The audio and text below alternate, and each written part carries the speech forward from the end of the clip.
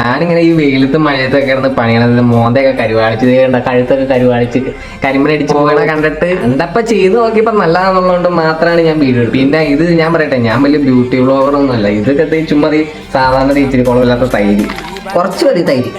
മരുന്ന് കടയിലൊക്കെ മേടിക്കാൻ കിട്ടും. മിൽട്ടാണി മുട്ടി, അതാണ് മുൾട്ടാണി മുട്ടിയ, അത് തന്നെ മുൾട്ടാണി മുട്ടി.